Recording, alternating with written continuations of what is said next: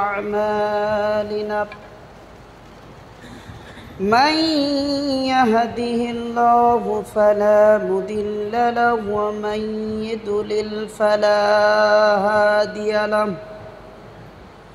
وأشهد أن لا إله إلا الله وحده لا شريك له وأشهد أن محمدًا عبده ورسوله أما بعد فإن الخير الحديث كتاب الله وخير الهدي هدي محمد صلى الله عليه وسلم وشر الأمور محدثاتها وكل محدثة بدعة وكل بدعة ضلالة وكل ضلالة سبيلها في النار.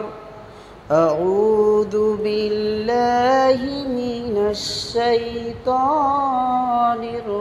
الرجيم. بسم الله الرحمن الرحيم. نون القلم وما يسطرون.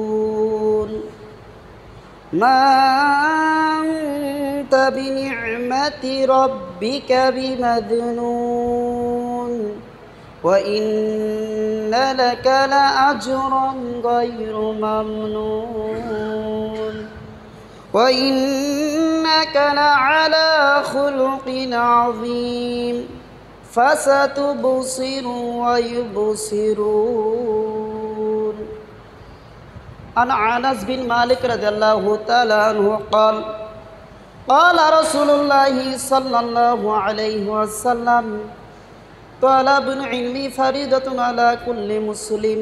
رواه ابن ماجه. عن عثمان رضي الله تعالى عنه قال قال رسول الله صلى الله عليه وسلم خيركم من تعلم القرآن وعلمه. عن محمد بن جابر بن مطعم عن أبي عن النبي صلى الله عليه وسلم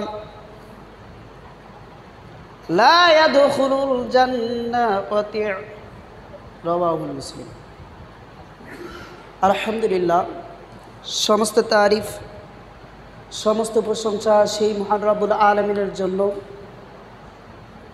যেই মহান রব্বুল আলামিনের দয়ায় আমরা এই মহল্লা থেকে বাছাই করে বিভিন্ন অসুখ বিসুখ থেকে ফারেক করে, বিভিন্ন আপদ বিপদ থেকে ফারেক করে যেই মহান রব্বুল আলামিন আমাদেরকে এই মসজিদে এসে বসে কিছু কথা বলা এবং শোনার তৌফিক দান করলেন, সেই মহান রব্বুল আলামিনের দরবারে আমরা অন্তরের অন্তঃস্থল থেকে শুকরিয়া আদায় করি। শুকর আলহামদুলিল্লাহ। দরুদ ও সালাম বর্ষিত হোক জনাব মুহাম্মদ সাল্লাল্লাহু আলাইহি সাল্লাম, ইউসুনা জিলানের person, as a father, as a leader, as a commander, as a prophet, as a lawgiver, as a lawmaker, as a former society with I unique invariable incomparable. আমাদের শেষ নবী হযরত মুহাম্মদ সাল্লাল্লাহু আলাইহি সাল্লাম নবী হিসেবে, নেতা হিসেবে, আইনদাতা হিসাবে, আইন প্রণেতা হিসাবে যেমন তেমন কোনো ব্যক্তি নন। তিনি অসাধারণ, অনন্য, অতুলনীয়, যার আদর্শ অনুসরণ, অনুকরণ এবং বাস্তবায়নের মধ্য দিয়ে আমরা সুনিশ্চিত হতে পারি ইহকালীন কল্যাণ এবং পরকালীন মুক্তির। যার আদর্শ, যার কথাবার্তা, যার কর্ম, যার দেখানো পদ্ধতি অনুযায়ী আমল করলে হয় সুন্নাত, যার দেখানো পদ্ধতি অনুযায়ী বিপরীতে আমল করলে হয় বিদআত, সেই বিশ্ব মানব জনাবে মুহাম্মদ রাসূলুল্লাহ সাল্লাল্লাহু আলাইহি ওয়াসাল্লাম। সম্মানিত উপস্থিতি, আজকে আমার আলোচনার বিষয় হচ্ছে সালাত। আল্লাহ তাআলার কাছে দোয়া করি, আল্লাহ তুমি যেন আমার এই ছোট্ট মুখ থেকে কোরআন এবং সহিহ হাদিস থেকে সেজে গুজে সুন্দরভাবে আমার আলোচনা পেশ করা তৌফিক দান করেন। এই জন্য আল্লাহ তাআলার কাছে তৌফিক কামনা করছি। আমা তৌফিকি ইল্লা বিল্লাহ, আলাইহি তাওয়াক্কালতু ওয়া ইলাইহি উনীব। মহান রব্বুল আলামিন বলেন, বিসমিল্লাহির রহমানির রহিম, ইন্নাহু মান ইউশরিকু বিল্লাহি ফাকাদ হারামাল্লাহু আলাইহিমুল জান্নাহ ওয়া মাওয়াহুন নারি ওয়া মা লিয-যালিমিনা মিন আনসার। সূরাতুল মাইদা 72 নম্বর আয়াত। আল্লাহ রাব্বুল আলামিন বলতেছেন, ইন্নাহু মান ইউশরিকু বিল্লাহি ফাকাদ হারামাল্লাহু আলাইহিমুল জান্নাহ। আল্লাহ তাআলা বলতেছেন, নিশ্চয় যারা আমি আল্লাহ রাব্বুল আলামিনের সঙ্গে শরীক স্থাপন করে, অংশীদার স্থাপন করে, ফাকাদ হারামাল্লাহু আলাইহিমুল জান্নাহ, আমি আল্লাহ তাআলা তার জন্য জান্নাতকে হারাম করে দিয়েছি। ওয়া মাওয়াহুম নারি ওয়া মা লিয-যালিমিনা মিন আনসার, আর তার আবাসস্থান হলো জাহান্নাম, সেখানে সে চিরকাল থাকবে, সেখানে সে চিরকাল অবস্থান করবে, আর তাকে রক্ষা করার মতো কেউ থাকবে না। সূরাতুল মাইদা 72 নম্বর আয়াতে আল্লাহ তাআলা বলতেছেন, আমাদেরকে বুঝাইতেছেন, ও দুনিয়ার মানুষ, তোমরা কি করো না, আমি আল্লাহ তাআলার সঙ্গে শরীক স্থাপন করো না, অংশীদার স্থাপন করো না। কেননা আমি আল্লাহ তাআলা আমার সঙ্গে শরীক স্থাপন করাকে, অংশীদার স্থাপন করাকে পছন্দ করি না। আরে আল্লাহ তাআলা কেমন করে পছন্দ করবে? আমরা মানুষই তো করি না। এখন আপনি বলবেন, কেমন করে ওস্তাদজি, কেমন করে আমরা মানুষ পছন্দ করি না আল্লাহ তাআলার সঙ্গে অংশীদার স্থাপন করাকে? আপনি নতুন বিবাহ করেছেন, আপনার স্ত্রী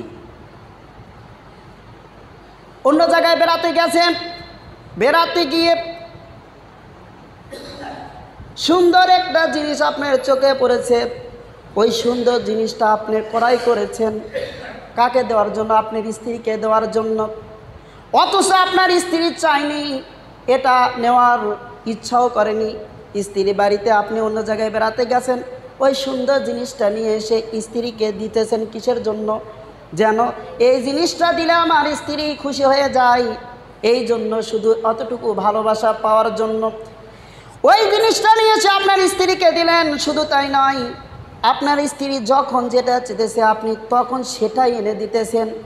না চাইতেও একটা জিনিস আপনি এনে দেন, চাইলেও একটা জিনিস আপনি এনে দেন। এত কিছু পাবার পরেও আপনার ওই নতুন স্ত্রী আপনার সঙ্গে যেরকম ভালোবাসা দৃষ্টিতে কথা বলে, ওই রকম যদি অন্য এক বেগানার পুরুষের সঙ্গে ওই রকম ভালোবাসা দৃষ্টি যদি কথা বলে, বলুন তো আপনি তার উপরে রাগ করবেন কি না? অবশ্যই রাগ করবেন। আপনার স্ত্রীকে শুধু এতটুকু দেওয়ার জন্য আপনার স্ত্রীর প্রতি আপনি রাগ করবেন। আপনার স্ত্রী ঠিক অনুরূপ কোনো স্বামীও যদি অন্য কোনো বেগানা পুরুষের সঙ্গে কথা বলে, নারীরা হিংসা করে। কারণ নারী এবং পুরুষ উভয় চাই তাদের মধ্যে দ্বিতীয় কোনো অন্যজন এসে তাদের মধ্যে শরীক স্থাপন না করুক, অংশীদার স্থাপন না করুক। সম্মানিত উপস্থিতি, আমি এই কথা দ্বারা আপনাকে এটাই বোঝাতে চাচ্ছি, যেই মহান রব্বুল আলামিন আপনাকে সৃষ্টি করেছেন, যেই মহান রব্বুল আলামিন আপনাকে লক্ষ লক্ষ কোটি কোটি টাকার নিয়ামত যে আল্লাহ সুবহানাহু ওয়া তাআলা আপনাকে দিয়েছেন, কেমন নিয়ামত দিয়েছেন আপনার নিজের শরীরের মধ্যে লক্ষ্য করুন। নিজের শরীরের মধ্যে দেখুন, আপনার চক্ষু, এত সুন্দর চক্ষু আপনাকে দিয়েছেন এই পৃথিবীকে দেখার জন্য। এত সুন্দর চক্ষু আপনি পেয়েছেন এই পৃথিবীকে দেখার জন্য। আপনার এই চক্ষু দিয়ে আপনি লক্ষ লক্ষ কোটি কোটি টাকা ইনকাম করতেছেন। কেমন করে? আপনার যদি চক্ষু না থাকতো আপনি কি চাকরি করতে পারতেন? আপনার যদি চক্ষু না থাকতো আপনি কি ব্যবসা করতে পারতেন? আপনার যদি চক্ষু না থাকতো আপনি কি চলাফেরা করতে পারতেন? লক্ষ লক্ষ টাকা দিয়েও এই চক্ষু যে আছে, এরকম চক্ষু আপনি ক্রয় করতে পারবেন না। আপনি কি কখনো চেয়েছিলেন আল্লাহ তাআলার কাছে, আল্লাহ তুমি আমাকে এত সুন্দর চক্ষু দাও? কখনো কি চেয়েছিলেন? আল্লাহ তাআলার কাছে আপনি চাননি, কিন্তু মহান রব্বুল আলামিন আপনাকে না চাইতেই এত সুন্দর রহমত করে আল্লাহ তাআলা ভালোবেসে আপনার চক্ষুটাকে দিয়েছেন দুনিয়াটাকে দেখার জন্য। আপনি দুনিয়াতে এসে এই চক্ষু পেলেন, চক্ষু পেয়েও আল্লাহ তাআলার সন্তুষ্ট অর্জন করলেন না, আল্লাহ তাআলাকে ভালোবাসলেন না। সম্মানিত উপস্থিতি, শুধু তাই নয়, আপনার শরীরের মধ্যে লক্ষ্য করুন, আপনার হাত, এত সুন্দর হাত মহান রব্বুল আলামিন দিয়েছেন, যে হাত দিয়ে আপনি অনেক কর্ম করেন, কাজ করেন, লেখালেখি করেন, ব্যবসা বাণিজ্য করেন, যে হাত দিয়ে আপনি কোনো কিছু ধরেন, যে হাত দিয়ে আপনি কোনো কিছু স্পর্শ করেন, কত লক্ষ লক্ষ কোটি কোটি টাকা ইনকাম করতেছেন এই হাতের শক্তি দিয়ে। এই হাতের শক্তি দিয়ে আপনি কি আল্লাহর কাছে কখনো চেয়েছিলেন, আল্লাহ তুমি আমাকে হাত দাও? কিন্তু আল্লাহ তাআলার কাছে না চাইতেই আল্লাহ তাআলা মহব্বত করে ভালোবেসে আপনাকে হাত দিয়েছেন। শুধু তাই নয়, এই হাতটা ক্রয় করতে যান, দেখুন আপনি কি এইরকম যে হাত আল্লাহ সুবহানাহু ওয়া তাআলা দিয়েছে, এইরকম হাত কি আপনি দুনিয়াতে ক্রয় করে পাবেন? আর হাতটা ভেঙে গেলে পারে ডাক্তারের কাছে যান, লক্ষ লক্ষ কোটি কোটি টাকা, আপনার হাতের চিকিৎসা করার পরও হাতটাকে সুস্থ হয় না, ভেঙে যদি যায়, সম্মানিত উপস্থিতি, যদি সুস্থ হয় কিন্তু স্বাভাবিকভাবে যে এরকম শক্তিশালী হাত আপনার ছিল ওই রকম থাকবে না। আপনি কি চেয়েছিলেন আল্লাহর কাছে, আল্লাহ তুমি আমাকে সুন্দর একটা ভালো হাত দাও? কিন্তু আল্লাহ তাআলার কাছে না চাইতেই আল্লাহ সুবহানাহু ওয়া তাআলা আপনাকে দিয়েছেন। শুধু তাই নয়, আপনি পায়ের দিকে লক্ষ্য করুন, এত সুন্দর পা আপনাকে দিয়েছেন। যার পা নাই সে জানে পায়ের ব্যথা, যার হাত নাই সে জানে হাতের ব্যথা, যে চোখ নাই সে জানে চোখের কি দরকার, সব কিছু দরকার হয়েছে। কি সুন্দর পা দিয়েছে, আপনি চলাফেরা করতেছেন, চাকরি বাকরি করতেছেন, লক্ষ লক্ষ কোটি কোটি টাকা ইনকাম করতেছেন, কিন্তু আল্লাহ তাআলার কাছে কখনো চাননি আপনি পায়ের কথা। যে আল্লাহ সুবহানাহু ওয়া তাআলা আপনি না চাইতেই আল্লাহ তাআলা আপনাকে দিয়ে দিয়েছেন, পা না চাইতেই পা দিয়েছেন, হাত না চাইতে হাত দিয়েছেন, চোখ না দিতে চোখ দিয়েছেন। আল্লাহ রাব্বুল আলামিন লক্ষ লক্ষ কোটি কোটি টাকার নিয়ামত আপনি না চাইতে আল্লাহ সুবহানাহু ওয়া তাআলা আপনাকে ভালোবেসে দিয়েছেন। আর সামান্য আপনার স্ত্রীকে দুটা জিনিস দেওয়ার কারণে আপনার স্ত্রীর প্রতি বল প্রয়োগ করেন, যদি তুই অন্য কোনো বেগানা পুরুষের সঙ্গে এরকম ভালোবাসার দৃষ্টিতে, প্রেম প্রীতির দৃষ্টিতে যদি কথা বলিস, আমি তোকে বাপের বাড়ি, আমার বাড়ি ছাড়বো, তোর বাপের বাড়িতে পেটে দেবো, এমনকি তাকে মারধর করে পা ভেঙে দিয়ে ঘরে বসে শুয়ে দিবেন, এইরকমও রাগ আসতে পারে। সম্মানিত উপস্থিতি, যেই সুবহানাহু ওয়া তাআলা আপনাকে লক্ষ লক্ষ কোটি কোটি টাকার নিয়ামত, যেই সুবহানাহু ওয়া তাআলা আপনাকে না চাইতে দিয়ে দিয়েছেন, সেই মহান রব্বুল আলামিনের সঙ্গে যদি আপনি অংশীদারি স্থাপন করেন, যদি সেই মহান রব্বুল আলামিনের সঙ্গে তাকে কোনো ব্যক্তিকে, কোনো বস্তুকে, কোনো কিছুকে যদি শরীক করেন, ওই মহান রব্বুল আলামিন আপনাকে কিন্তু ছাড়বে না।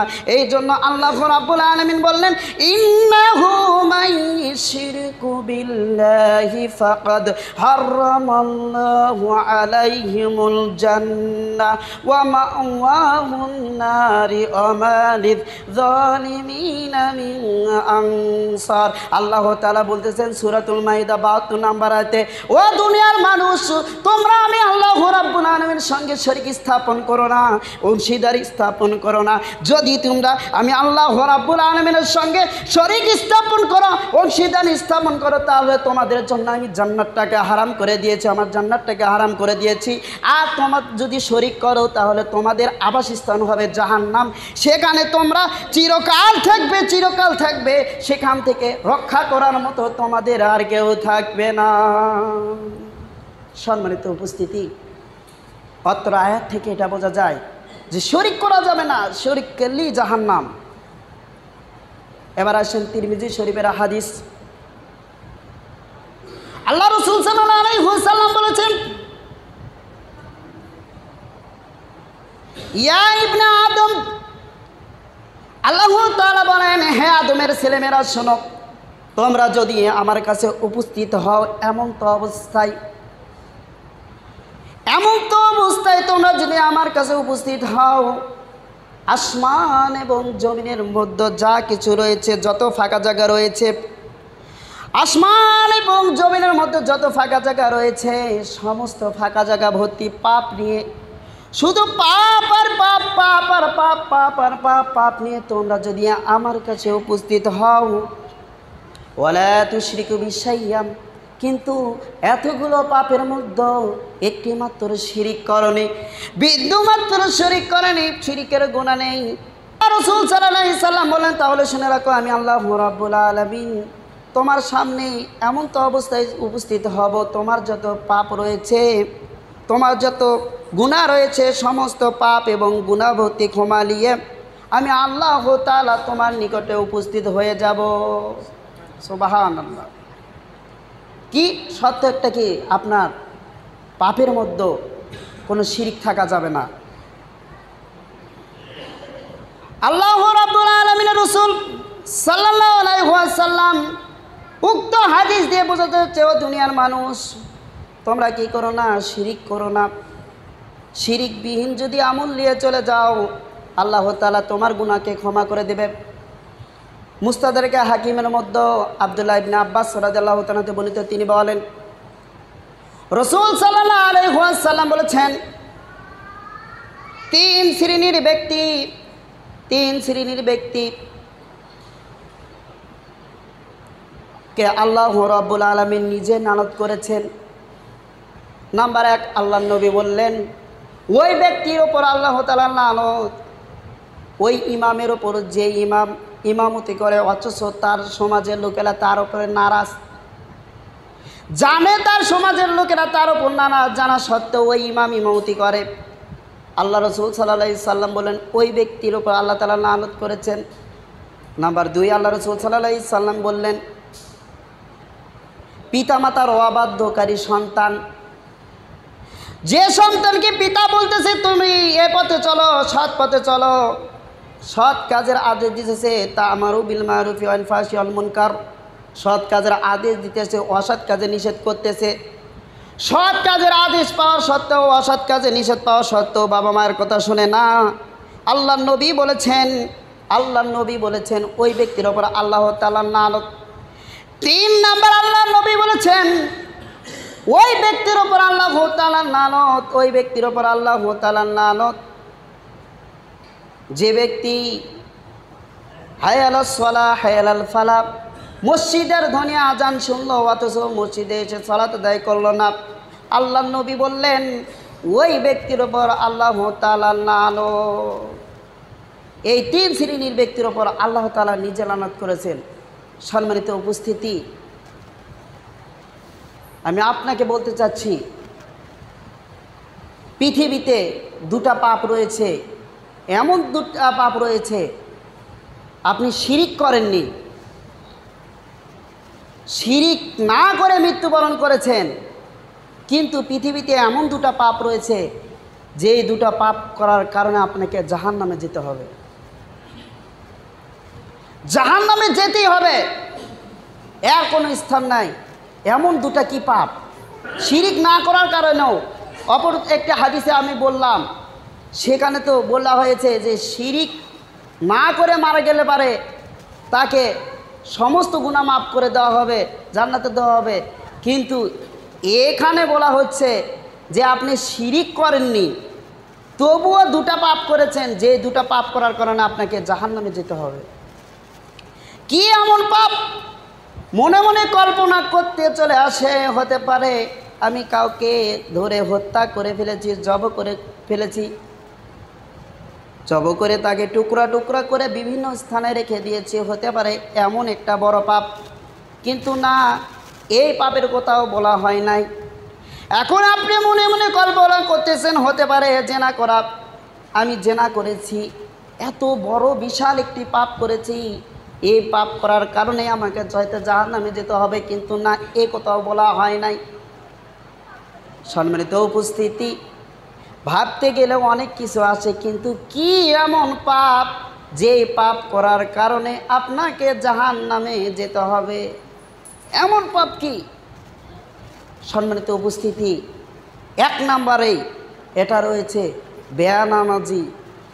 এই বেয়ানামাজির কোনো রেহাই নাই। এই বেয়ানামাজি, এই বেয়াদব বেহুদ্দর জাহান্নামে যেতেই হবে। এই বেয়ানামাজি জাহান্নামে যাবে। 2 নাম্বার বলা হয়েছে বেদাতি। এই বেয়াদবেরও ক্ষমা নাই, এই বেয়াদবেরও জাহান্নামে যেতে হবে। সম্মানিত উপস্থিতি, আল্লাহর রাসূল সাল্লাল্লাহু আলাইহি ওয়াসাল্লাম বলেছেন, তিন শ্রেণীর ব্যক্তিকে কাল কঠিন হাসরের ময়দানে আল্লাহ রাসূল সাল্লাল্লাহু আলাইহি সাল্লাম শাফায়াত করবেন না। কয় শ্রেণীর ব্যক্তি? তিন শ্রেণীর ব্যক্তিকে আল্লাহ নবী কাল হাসরের ময়দানে শাফায়াত করবেন না।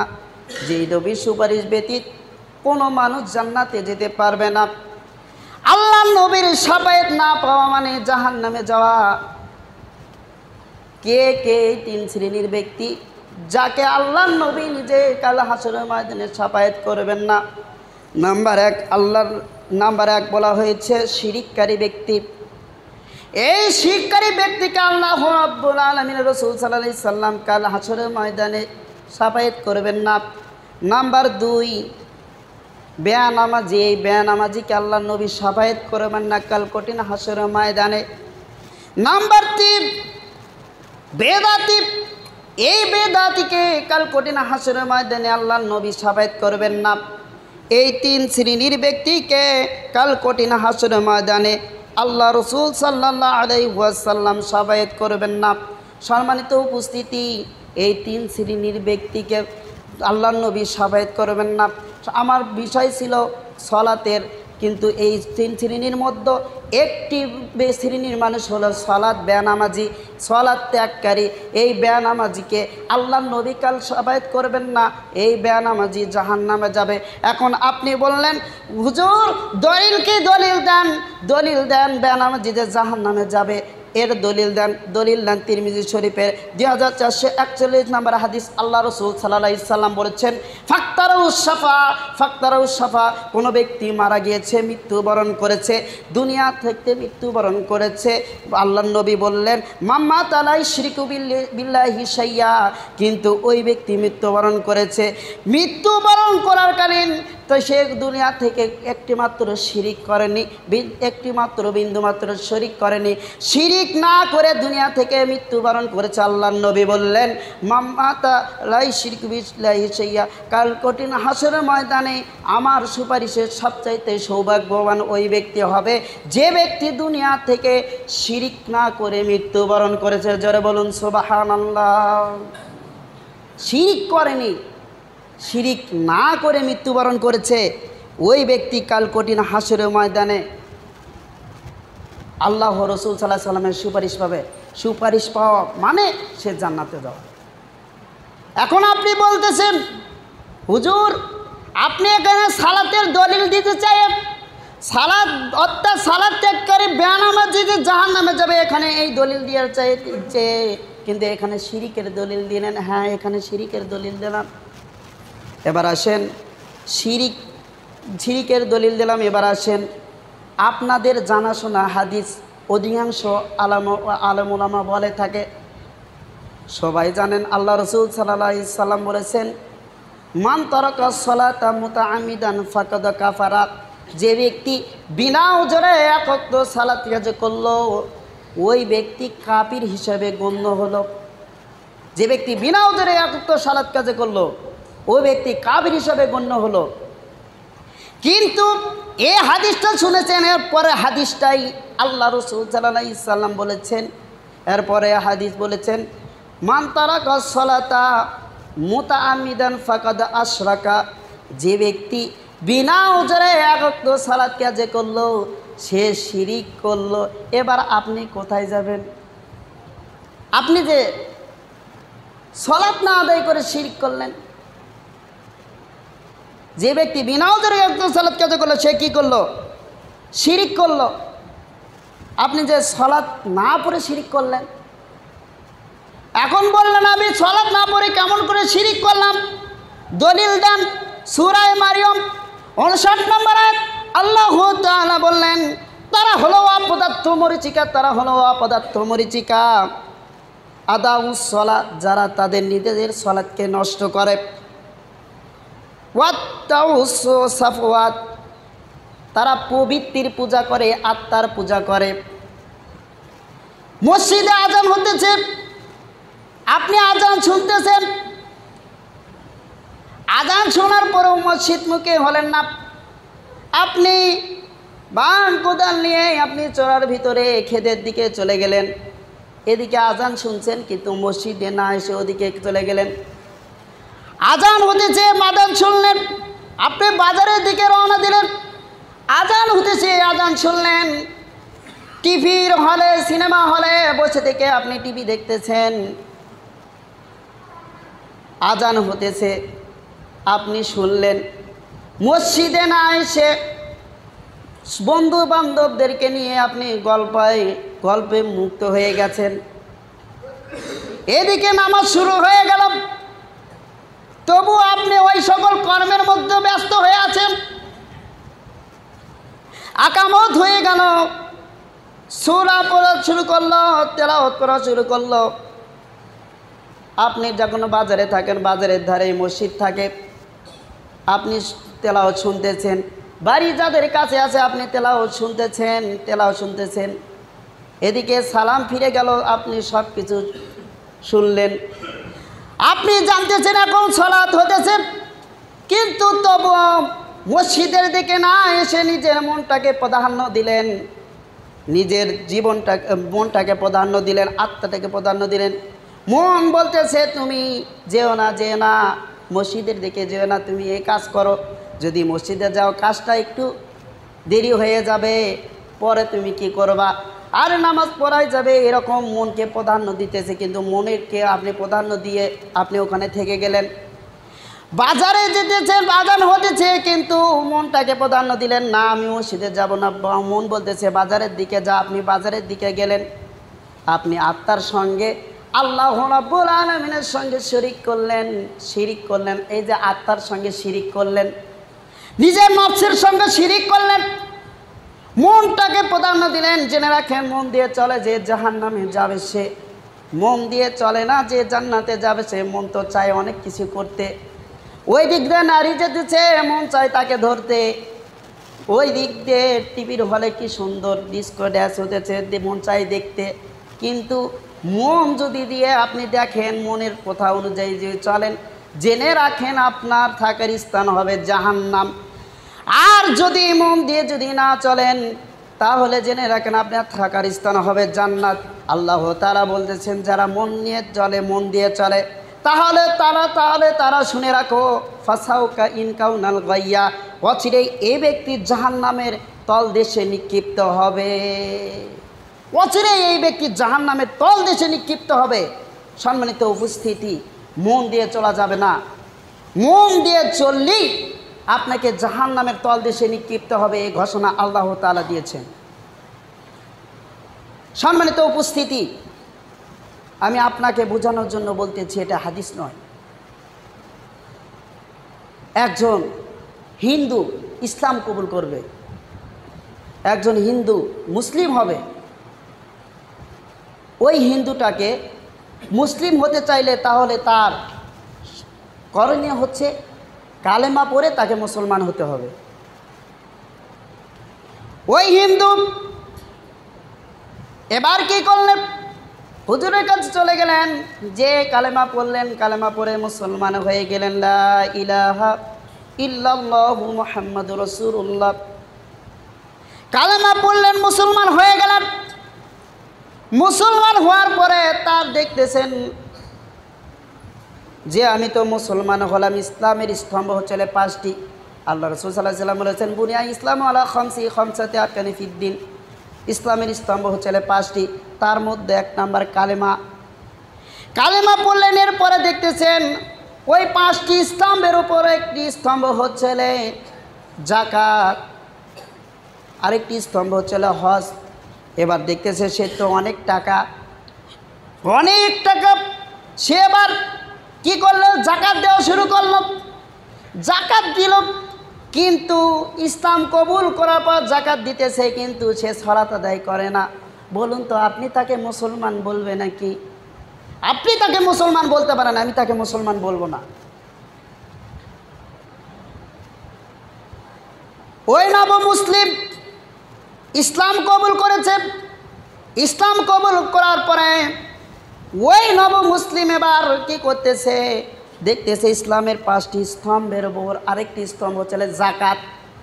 সে তার অনেক টাকা পয়সা সে কি করলো, জাকাত দিল, অনেক টাকা জাকাত দিল, কিন্তু সে নামাজ পড়ে না, সালাত আদায় করে না।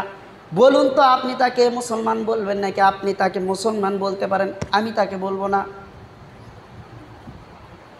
ঠিক অনুরূপ একজন নব মুসলিম হয়েছে, এরপর ওই নব মুসলিম দেখতেছে ইসলামের মধ্যে সিয়ামটাকে আল্লাহ তাআলা ফরজ করে দিয়েছেন। সূরাতুল বাকারা 183 নম্বর আয়াত আল্লাহ তাআলা বলতেছেন, ইন্নাহু ইয়া আইয়ুহাল্লাযীনা আমানু কুতিবা আলাইকুমুস সিয়াম কামা কুতিবা আলাল্লাযীনা মিন ক্বাবলিকুম লাআল্লাকুম তাত্তাকুন।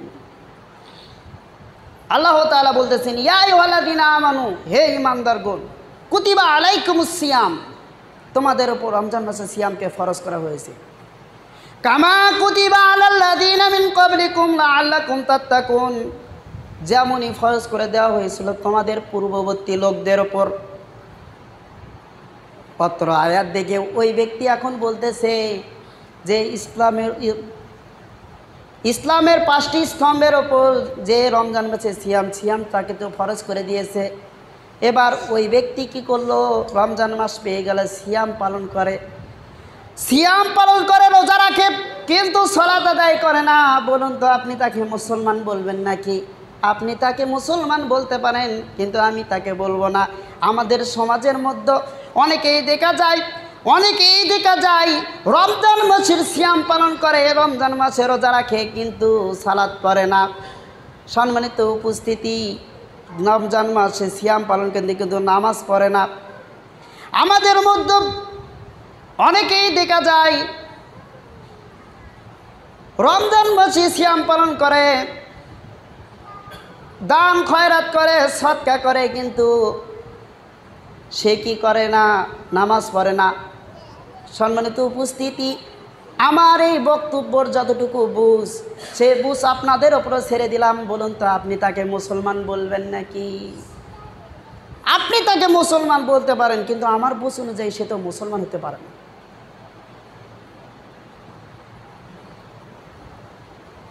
আপনি একটু ভালো করে বুঝুন, আমি যদি তাকে মুসলমান বলি, কিন্তু আল্লাহর নবী যে মুসলমান তাকে বলেনি।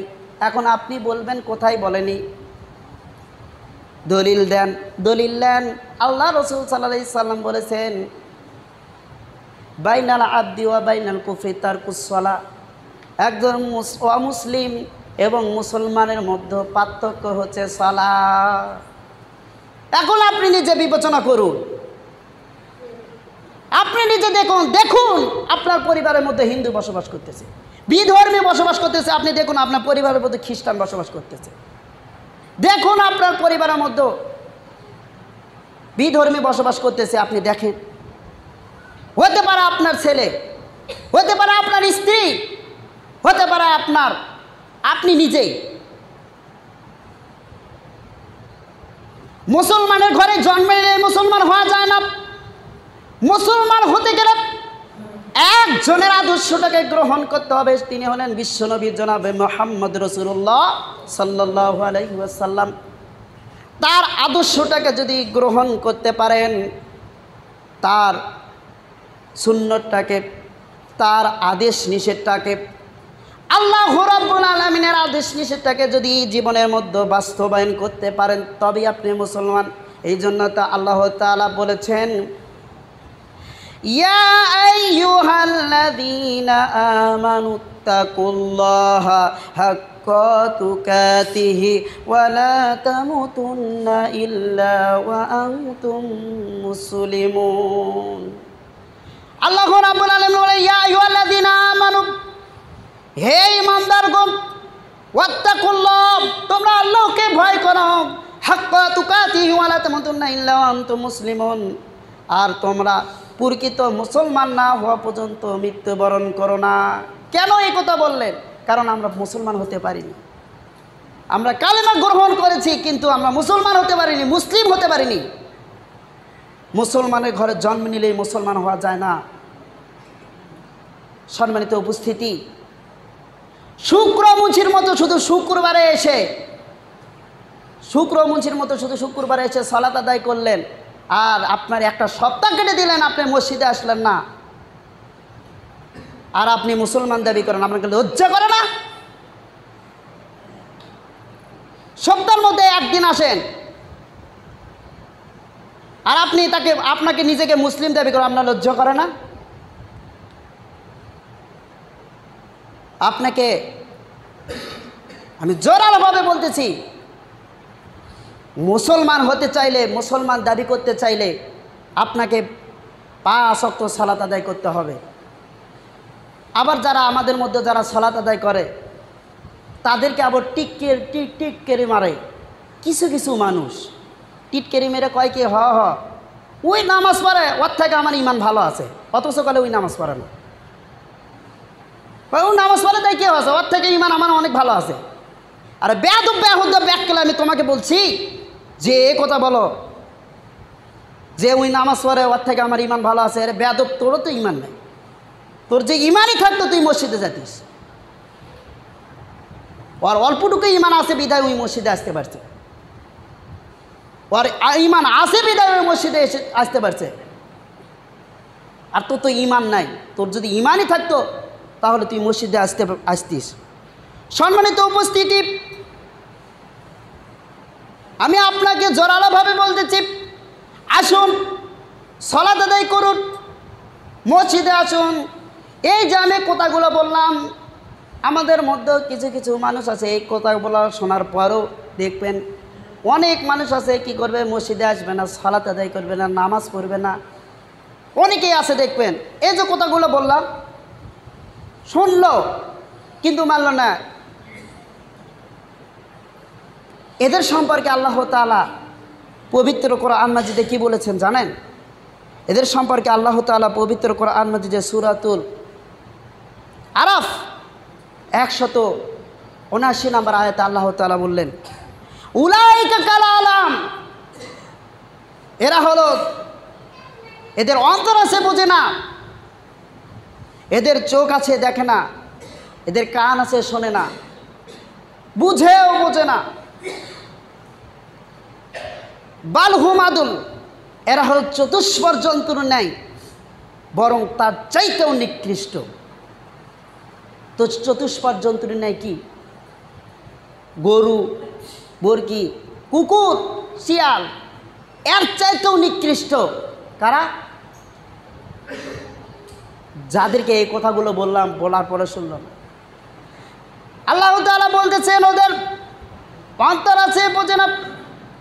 আমি কথাগুলো বললাম, আপনি অন্তর দিয়ে শুনলেন, শুনে বলতেছেন ঠিকই তো, ঠিক কথাই তো বলতেছে, কিন্তু আপনি শোনার পরেও বুঝলেন যে মসজিদে আসতে হবে, 5 ওয়াক্ত নামাজ পড়তে হবে, আপনি জানলেন, কিন্তু তবুও মসজিদে আসলেন না। আপনার কান আছে, আমার কথাগুলো শুনলেন, বুঝলেন। অনেকে কোরআন হাদিসের সহি বার্তারা জানে, কোরআন হাদিস জানে যে এটা ভুল, এটা সহি, কিন্তু এ সকল কিছু জানার পরও তারা মানে না। সম্মানিত উপস্থিতি, আল্লাহ তাআলা এদেরকে বললেন উলাইকা কাল আনআম বাল হুম আদল, এরা হলো চতুষ্পদ জন্তুর নাই, বরং তার চাইতেও নিকৃষ্ট। সম্মানিত উপস্থিতি, কথা বলার অনেক ছিল, কিন্তু সময় শেষের দিকে। আমি আপনাদেরকে বিনীতভাবে আহ্বান রাখি, আসুন সালাত আদায় করুন, মসজিদমুখী হন, পরকালে জান্নাতটাকে সহজ করে নেন, ঈমানটাকে শক্ত করুন, আর সর্ব অবস্থায় আল্লাহ তাআলার কাছে দোয়া করবেন, আল্লাহ তুমি আমাকে ঈমান সহিত মৃত্যু নিও। ঈমান নিয়ে মৃত্যুবরণ করা যে কত কঠিন। মানুষ মৃত্যুবরণ করবে, অর্থাৎ মৃত্যুর শয্যায় সজ্জিত আছে, এমন সময়ে শয়তান মানুষের সঙ্গে যুদ্ধ করে যাতে সেই ঈমান নিয়ে যেন কবরে না যেতে পারে। আল্লাহর কাছে এই জন্য সবসময় দোয়া করবেন, আল্লাহ তুমি আমাকে ঈমানের সহিত মৃত্যু দিও। আল্লাহ তাআলার কাছে দোয়া করি, আল্লাহ তুমি আমাদের সকলকেই মসজিদমুখী করে মসজিদে এসে জামাতের সহিত 5 ওয়াক্ত সালাত আদায়ের তৌফিক দান করুন। সেই আল্লাহুম্মা আমিন। আল্লাহ তাআলার কাছে দোয়া করি, আল্লাহ আমাদের মধ্যে যারা অসুস্থ আল্লাহ তুমি তাদেরকে সুস্থতা দান করুন, আল্লাহুম্মা আমিন। আল্লাহ তাআলার কাছে দোয়া করি, আল্লাহ তুমি আমাদেরকে ঈমান নিয়ে এই দুনিয়া থেকে বিদায় হওয়ার তৌফিক দান করে দিও, আল্লাহুম্মা আমিন। আর আমার কথা বলার মধ্যে যদি ভুল ত্রুটি হয়ে থাকে আমি আল্লাহ তাআলার কাছে বলতেছি, আল্লাহ তুমি আমাকে ক্ষমা করে দিও।